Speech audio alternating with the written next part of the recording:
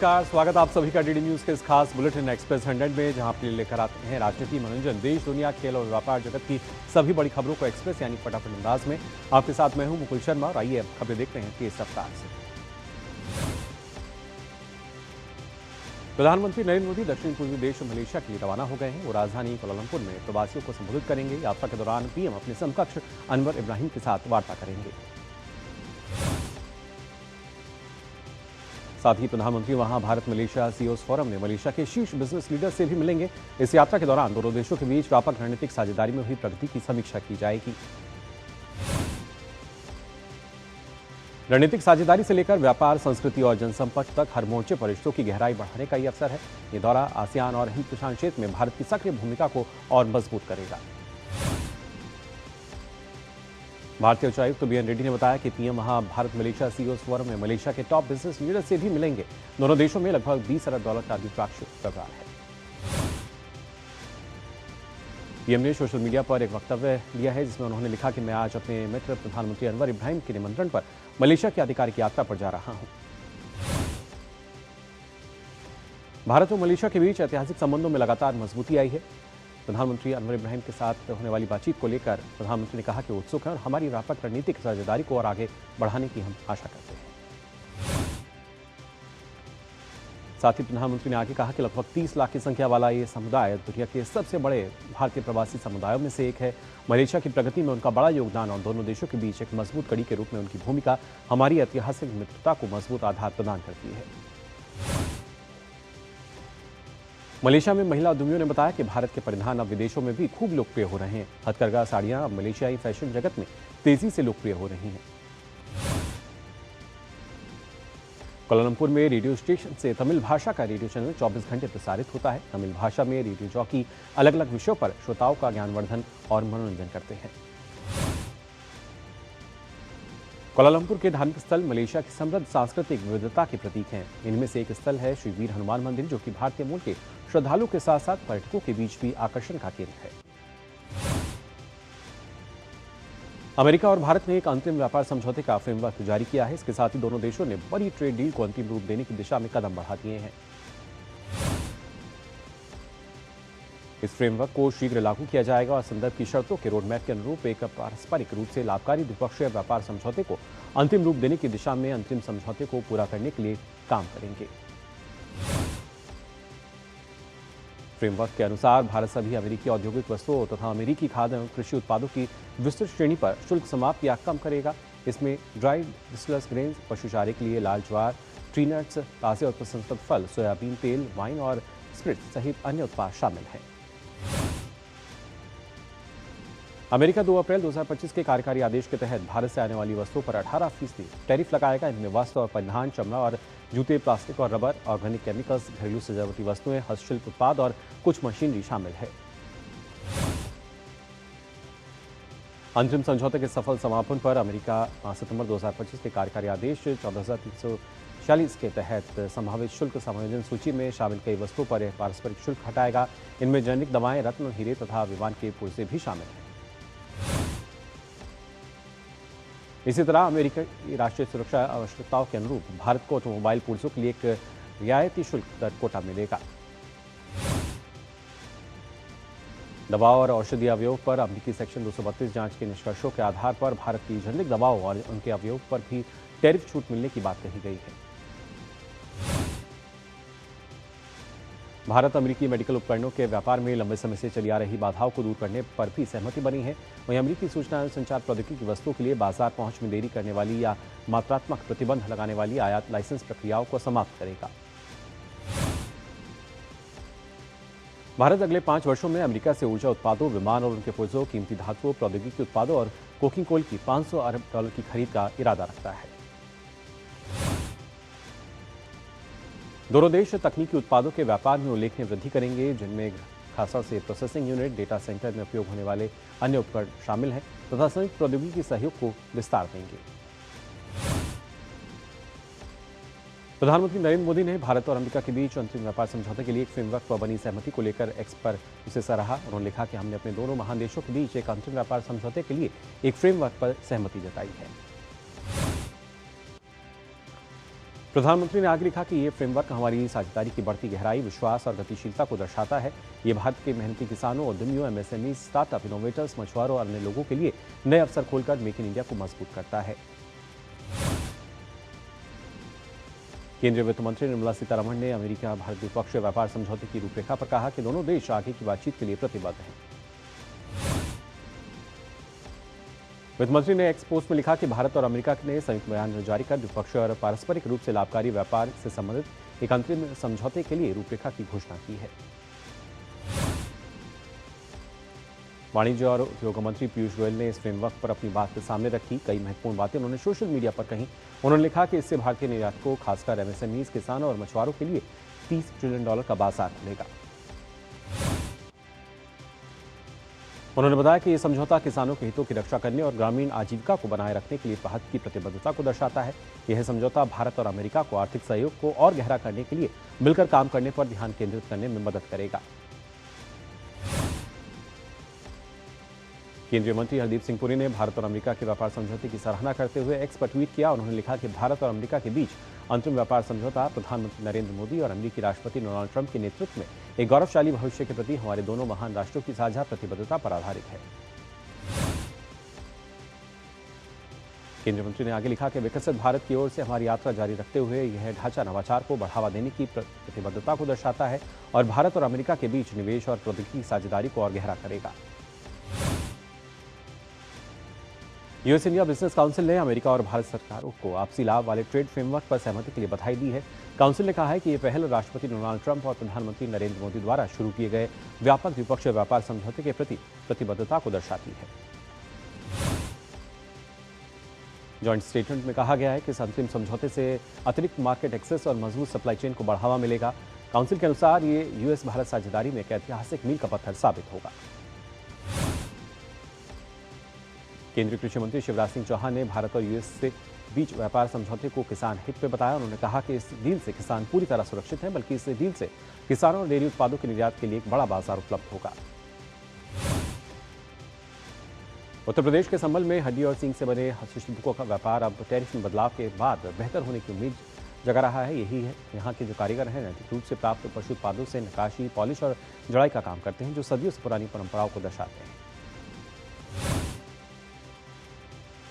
18% tariff होने से कारीगरों में खुशी और उम्मीद है कि कारोबार में फिर से गति आएगी और नए ऑर्डर्स मिलेंगे।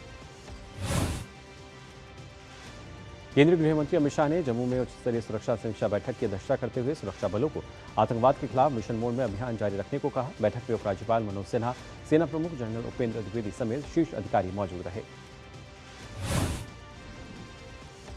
इससे पहले अमित शाह ने कठुआ में अंतर्राष्ट्रीय सीमा का दौरा कर बीएसएफ जवानों से मुलाकात की और सीमा सुरक्षा को अभेद बनाने के लिए आधुनिक तकनीक पर जोर दिया। उन्होंने जवानों के कल्याण से जुड़ी 242 करोड़ रुपए की परियोजनाओं का शिलान्यास भी किया। केंद्रीय गृह सहकारिता मंत्री अमित शाह 3 दिवसीय दौरे पर आज छत्तीसगढ़ पहुंचेंगे और रायपुर में वरिष्ठ अधिकारियों के साथ राज्य की प्रशासनिक व सुरक्षा व्यवस्था की समीक्षा बैठक करेंगे। 8 फरवरी को वे नक्सल समस्या पर उच्च स्तरीय बैठक की अध्यक्षता करेंगे। दौरे के दौरान अमित शाह ऑर्गेनाइजर के राष्ट्रीय सम्मेलन में मुख्य अतिथि के रूप में शामिल होंगे। 9 फरवरी को वे जगदलपुर में बस्तर पंडु महोत्सव के समापन समारोह में शिरकत करेंगे। पूर्णिया से सांसद पप्पू यादव को आधी रात गिरफ्तारी के बाद पटना मेडिकल कॉलेज अस्पताल में रूटीन चेकअप के लिए भर्ती कराया गया। पटना पुलिस ने करीब रात 12 बजे 35 साल पुराने मामले में जमानत रद्द होने के बाद उन्हें हिरासत में लिया। पटना सिटी एसपी भानुप्रताप सिंह के नेतृत्व में पुलिस टीम ने सांसद के आवास से गिरफ्तारी की, जहां समर्थकों ने हंगामा किया। पुलिस के अनुसार अदालत में पेशी पर अनुपस्थित रहने के कारण ये कार्रवाई की गई। मुंबई के पास समुद्र में भारतीय तटरक्षक बल ने बड़ी कार्रवाई करते हुए अंतर्राष्ट्रीय तेल तस्करी गिरोह का भंडाफोड़ किया। 3 संदिग्ध जहाजों को पकड़ा है। कार्रवाई में संघर्षग्रस्त देशों में सस्ता तेल लाकर मिड सी ट्रांसफर के जरिए बेचने का खुलासा हुआ।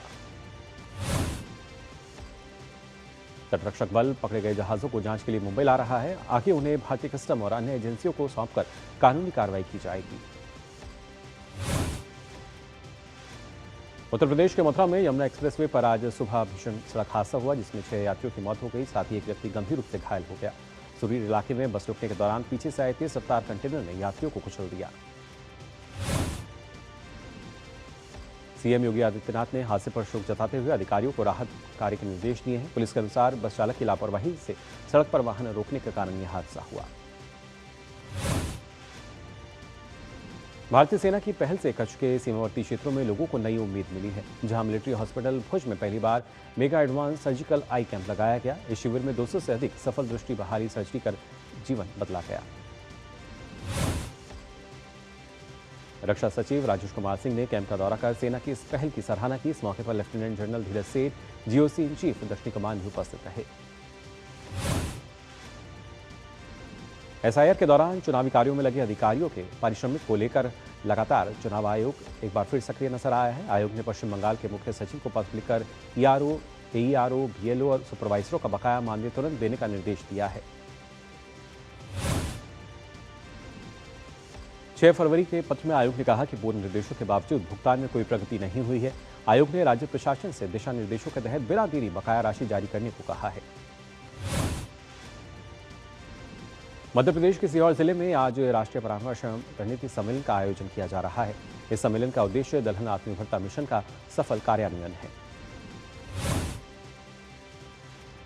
सम्मेलन की अध्यक्षता केंद्रीय कृषि एवं किसान कल्याण तथा ग्रामीण विकास मंत्री शिवराज सिंह चौहान करेंगे।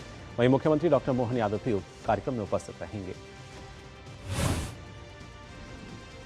जम्मू कश्मीर के गुलमर्ग, सोनमर्ग समेत कई क्षेत्रों में बारिश और बर्फबारी हुई है। इससे कई जगह राष्ट्रीय राजमार्ग पर यातायात बाधित हो गया। श्रीनगर लेह नेशनल हाईवे पर जोजिला पास पर बॉर्डर रोड्स ऑर्गेनाइजेशन यातायात व्यवस्था सुचारू करने में जुटा है।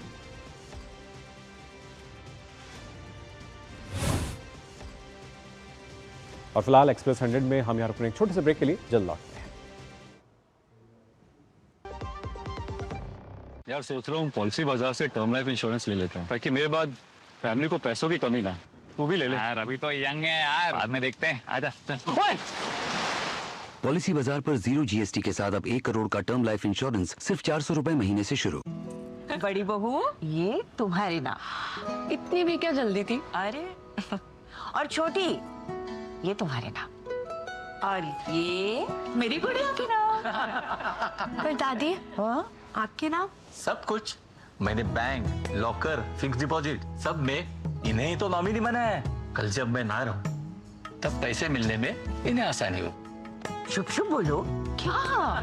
आरबीआई कहता है जानकार बनिए, सतर्क रहिए। LIC युवा प्रोफेशनल्स के लिए लाए हैं नव जीवन श्री। करें नियमित प्रीमियम का भुगतान, जीवन बीमा का आनंद लें। प्राप्त करें प्रीमियम के प्रतिशत पर गारंटीकृत एडिशंस। अपने वित्तीय लक्ष्यों के अनुरूप मैच्योरिटी पर गारंटीकृत धनराशि पाएं। मौजूदा पॉलिसी धारकों के लिए आकर्षक अतिरिक्त लाभ। आज ही खरीदें।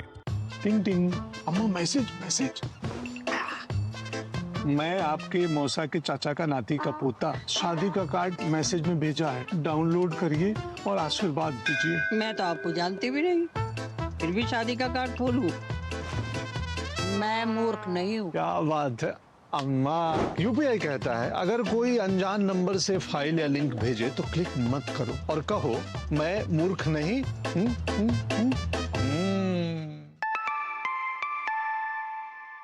जाइए आप भी किसी का टेस्ट लीजिए। ब्रेक के बाद आप सभी का एक बार फिर स्वागत है एक्सप्रेस 100 में। आइए एक बार फिर से खबरें देखते हैं तेज रफ्तार से। यूपीआई 8 से अधिक देशों में लाइव हो चुका है। इनमें UAE, Singapore, Bhutan, Nepal, Sri Lanka, France, Qatar और मॉरिशस का नाम शामिल है। ये डिजिटल पेमेंट में भारत की लीडरशिप को दिखाता है। इलेक्ट्रॉनिक्स और सूचना प्रौद्योगिकी के राज्य मंत्री जितिन प्रसाद ने कहा है कि यूपीआई अंतर्राष्ट्रीय स्तर पर बढ़ती स्वीकृति से पेमेंट्स को बढ़ावा मिल रहा है। सांख्यिकी और कार्यान्वयन मंत्रालय के अंतर्गत राष्ट्रीय सांख्यिकी कार्यालय ने आधिकारिक सांख्यिकी के लिए राष्ट्रीय पोर्टल ई सांख्यिकी पोर्टल के लिए अपने मॉडल कॉन्टेक्स्ट प्रोटोकॉल सर्वर का बीटा वर्जन शुरू किया। राष्ट्रपति द्रौपदी मुर्मू ने कहा कि भारत एआई इम्पैक्ट समेत ग्लोबल आर्टिफिशियल इंटेलिजेंस विशेषता और प्रौद्योगिकी का लाभ उठाकर लोगों के हितों में काम करने में महत्वपूर्ण भूमिका निभाएगी। भारत का विदेशी मुद्रा भंडार 30 जनवरी को समाप्त हुए हफ्ते में $14.36 अरब बढ़कर ऑल टाइम हाई $723.774 अरब पर पहुंच गया है। भारतीय रिजर्व बैंक ने मौद्रिक नीति समीक्षा की रेपो दर को 5.25% पर बरकरार रखा है। केंद्रीय बैंक ने वैश्विक आर्थिक परिस्थिति और घरेलू अर्थव्यवस्था को ध्यान में रखते हुए फैसला लिया। आरबीआई गवर्नर संजय मल्होत्रा ने शुक्रवार को ऐलान किया कि केंद्रीय बैंक ने वाणिज्यिक बैंकों को रियल एस्टेट इन्वेस्टमेंट ट्रस्ट को लोन देने की अनुमति का प्रस्ताव दिया है। आरबीआई के गवर्नर संजय मल्होत्रा ने कहा कि आरबीआई बैंकों के ग्राहकों को छोटी वैल्यू के लेनदेन में हुई धोखाधड़ी में मुआवजा देने के लिए नए नियम लेकर आएगा। असम के सीएम हेमंता बिस्वा शर्मा ने सिलीगुड़ी कॉरिडोर से होकर बनने वाली प्रस्तावित अंडरग्राउंड रेलवे टनल को एक गेम चेंजिंग पहल बताया, जिससे नॉर्थ ईस्ट और देश के बाकी हिस्सों के बीच कनेक्टिविटी और मजबूत होगी और यात्रियों और सामानों की बिना रुकावट आवाजाही सुनिश्चित होगी। श्री सीमेंट लिमिटेड ने बताया कि लागत प्रबंधन और प्रीमियम उत्पादों पर विशेष ध्यान देने की वजह से दिसंबर तिमाही में उसका एकीकृत शुद्ध मुनाफा 38% बढ़कर 267 करोड़ रुपए हो गया। मेक इन इंडिया और आत्मनिर्भर भारत के तहत सरकार की नीतियों के चलते भारत आज दुनिया का दूसरा सबसे बड़ा मोबाइल फोन निर्माता बन गया है। मोबाइल फोन उत्पादन 2019 और 20 में 2.14 लाख करोड़ रुपए से बढ़कर 2024-25 में 5.5 लाख करोड़ रुपए का हो चुका है। दिसंबर 2025 तक पीएलआई योजना से 15,172 करोड़ रुपए का निवेश और 1.71 लाख से अधिक रोजगार सृजित हुए हैं। मध्य प्रदेश सरकार किसानों को खेती से जुड़े सीडर, सुपर सीडर और स्मार्ट सीडर जैसी उन्नत मशीनों पर 40 से 50% तक सब्सिडी दे रही है। इस योजना की मदद से किसान कम लागत में आधुनिक तकनीक अपनाकर खेती को अधिक लाभकारी बना सकते हैं। रिजर्व बैंक ने चालू वित्त वर्ष में वास्तविक जीडीपी में 7.4% की वृद्धि का अनुमान व्यक्त किया है। भारत के उर्वरक क्षेत्र के लिए एक ऐतिहासिक उपलब्धि दर्ज करते हुए जनवरी 2026 में देश में फॉस्फेटिक और पोटाशिक उर्वरकों का घरेलू उत्पादन 15.76 लाख टन तक पहुंच गया है। भारत टैक्सी अब सड़कों पर दौड़ने लगी है। सरकार का दावा है कि भारत टैक्सी यात्रियों को किफायती किराए पर यात्रा कराएगी और ड्राइवरों को आमदनी भी अच्छी होगी। केंद्र सरकार ने घोषणा की है कि उसने वित्त वर्ष 2025-26 के दौरान 15वें वित्त आयोग के अनुदान के तहत मध्य प्रदेश, पंजाब और तेलंगाना में पंचायती राज संस्थानों और ग्रामीण स्थानीय निकायों को मजबूत करने के लिए 1,133 करोड़ रुपए से अधिक की राशि जारी की है। टाटा स्टील का चालू वित्त वर्ष की तीसरी तिमाही में एकीकृत मुनाफा 2,730.37 करोड़ रुपए हो गया। पाकिस्तान के इस्लामाबाद में शुक्रवार को मस्जिद में हुए आत्मघाती हमले की जिम्मेदारी आईएस समूह ने ली है। आपको बता दें कि इस्लामिक स्टेट समूह द्वारा किए गए इस आत्मघाती हमले में शिया मस्जिद में कम से कम 31 लोग मारे गए, जबकि 169 अन्य लोग घायल हो गए। पाकिस्तान में इस्लामाबाद की मस्जिद में हुए आत्मघाती हमले की भारत ने कड़ी निंदा की है और इसमें जानमाल के नुकसान पर शोक व्यक्त किया है। वहीं भारत ने पाकिस्तान के निराधार और निरर्थक आरोपों को खारिज भी किया। बांग्लादेश नेशनलिस्ट पार्टी ने आगामी राष्ट्रीय चुनाव के लिए घोषणा पत्र जारी कर दिया है। इस दौरान पार्टी अध्यक्ष तारिक रहमान ने ढाका में कहा कि सत्ता में लौटने पर बीएनपी राष्ट्रीय संप्रभुता, सुरक्षा और नागरिकों के कल्याण को सर्वोच्च प्राथमिकता देगी। अमेरिका और ईरान के अधिकारियों ने ओमान में अप्रत्यक्ष बातचीत की। कि पिछले वर्ष की अमेरिका सैन्य हमलों में ईरान के परमाणु ठिकानों को निशाना बनाए जाने के बाद से दोनों देशों के बीच पहली औपचारिक बातचीत थी। अमेरिका अब अपने हथियारों के लिए उन देशों को प्राथमिकता देगा जिनका रक्षा खर्च अधिक है और जो अपने क्षेत्र में रणनीतिक रूप से महत्वपूर्ण है। राष्ट्रपति डोनाल्ड ट्रंप ने इससे जुड़े आदेश पर हस्ताक्षर किए। अमेरिका के राष्ट्रपति डोनाल्ड ट्रंप ने एक आदेश जारी कर ईरान से वस्तु या सेवाएं लेने वाले देशों पर नए शुल्क लगाने की घोषणा की है।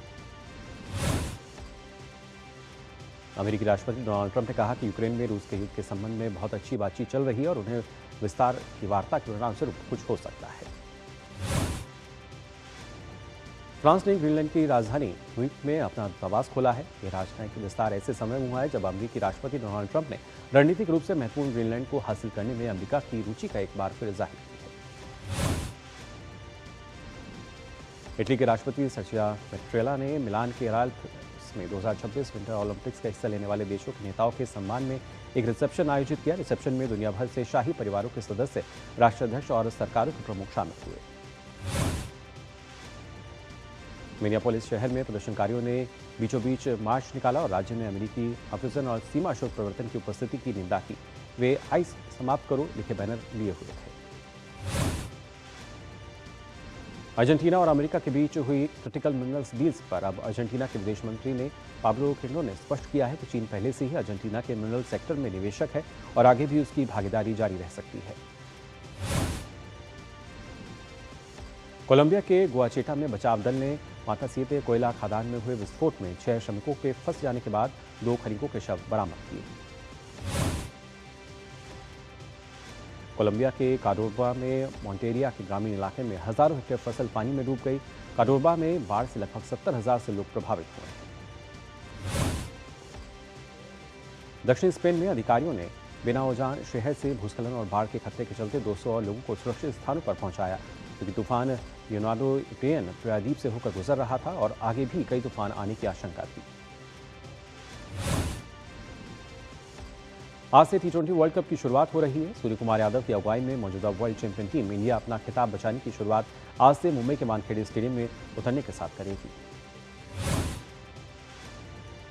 T20 वर्ल्ड कप में भारत का पहला मुकाबला अमेरिका से होगा। शाम 7:30 बजे से मुंबई के वानखेड़े स्टेडियम में दोनों टीमों के बीच ये मुकाबला खेला जाएगा। T20 वर्ल्ड कप 2026 का पहला मैच पाकिस्तान और नीदरलैंड के बीच खेला जा रहा है। कोलंबो के सिहली स्पोर्ट्स क्लब मैदान पर पाकिस्तान टॉस जीतकर पहले गेंदबाजी कर रहा है। T20 वर्ल्ड कप 2026 का दूसरा मुकाबला वेस्टइंडीज और स्कॉटलैंड के बीच कोलकाता में खेला जाएगा। ये ग्रुप सी का पहला मैच होगा, जिसमें दोनों टीमें जीत के साथ अपने अभियान की शुरुआत करने के इरादे से उतरेंगी। भारतीय टीम के युवा तेज गेंदबाज हर्षित राणा को दक्षिण अफ्रीका के खिलाफ अभ्यास मैच में घुटने की चोट के कारण T20 विश्व कप से बाहर होना पड़ा और उनकी जगह मोहम्मद सिराज को टीम में शामिल किया गया। भारत ने अंडर-19 क्रिकेट विश्व कप का खिताब जीत लिया है। फाइनल मुकाबले में भारत ने इंग्लैंड को 100 रन से मात दी। टीम इंडिया ने पहले बल्लेबाजी करते हुए निर्धारित 50 ओवर में 9 विकेट पर 411 रन बनाए। भारत के लिए वैभव सूर्यवंशी ने 80 गेंद पर 175 रन की शानदार पारी खेली। उन्होंने अपने रिकॉर्ड तोड़ पारी में 15 चौके और 15 छक्के लगाए। ये अंडर-19 विश्व कप फाइनल में सर्वोच्च निजी स्कोर रहा। भारत ने इंग्लैंड के खिलाफ फाइनल में 411 रन बनाए। ये अंडर-19 वर्ल्ड कप के फाइनल का सबसे बड़ा स्कोर रहा। पिछले रिकॉर्ड 253 रन का था, जो कि ऑस्ट्रेलिया ने भारत के खिलाफ 2024 में बनाया था। वैभव सूर्यवंशी अंडर-19 विश्व कप में प्लेयर ऑफ द फाइनल और प्लेयर ऑफ द टूर्नामेंट दोनों पुरस्कार जीतने वाले पहले खिलाड़ी भी बने। युवा बल्लेबाज वैभव सूर्यवंशी ने इंग्लैंड के खिलाफ अंडर-19 विश्व कप फाइनल में शानदार पारी खेलने के बाद मिलान को प्लेयर ऑफ द फाइनल पुरस्कार भारतीय टीम के सहयोगी स्टाफ को समर्पित किया। अंडर-19 विश्व कप जीतने के बाद टीम के कप्तान आयुष मात्रे ने उनके घर में खुशी का माहौल है। जीत के बाद उनके घर पर जमकर टीम इंडिया की जीत का जश्न मनाया गया। मास्टर ब्लास्टर सचिन तेंदुलकर और टीम इंडिया के स्टार बल्लेबाज विराट कोहली, सचिन तेंदुलकर और भारतीय टीम के मुख्य कोच गौतम गंभीर समेत समूचे क्रिकेट जगत ने भारतीय टीम को अंडर-19 विश्व कप जीतने पर बधाई दी। दिल्ली की एक अदालत ने छत्रसाल स्टेडियम में पूर्व जूनियर राष्ट्रीय कुश्ती चैंपियन सागर धनखड़ की हत्या के मामले में ओलंपियन सुशील कुमार की जमानत अर्जी खारिज कर दी। राष्ट्रीय कुश्ती चैंपियन सागर धनखड़ हत्या के आरोप में सुशील और अन्य आरोपियों को मई 2021 में गिरफ्तार किया गया था। अदालत ने उन्हें 19 जुलाई 2023 को अंतिम जमानत दी थी। 2036 ओलंपिक्स के लिए देश में खेल और खिलाड़ियों के विकास के लिए दिल्ली में 2 दिवसीय फिजिकल एजुकेशन और स्पोर्ट्स साइंस नेशनल कॉन्फ्रेंस का आयोजन किया जा रहा है। केंद्रीय खेल मंत्री डॉक्टर मनसुख मांडविया ने अपने वीडियो संदेश में खिलाड़ियों को अपनी शुभकामनाएं देते हुए कहा कि देश में कैसे स्पोर्ट इकोसिस्टम बनाना चाहिए जहां खिलाड़ियों के सामने खेलों से जुड़ने का सुनहरा अवसर मिले।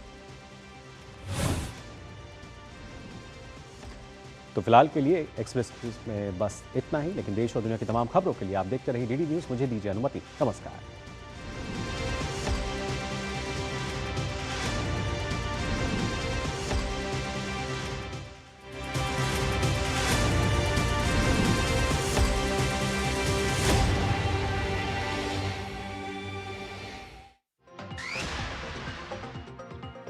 मध्य प्रदेश के सीहोर में केंद्रीय कृषि एवं किसान कल्याण मंत्री शिवराज सिंह चौहान ने राष्ट्रीय संगोष्ठी की। इस दौरान शिवराज सिंह चौहान ने दलहन में आत्मनिर्भर भारत के संकल्प पर जोर दिया। उन्होंने कहा कि उनकी सरकार का फोकस देश में दलहन की उत्पादकता को बढ़ाकर निर्यात की ओर बढ़ना है। केरल विधानसभा चुनाव की आहट तेज हो गई है। साल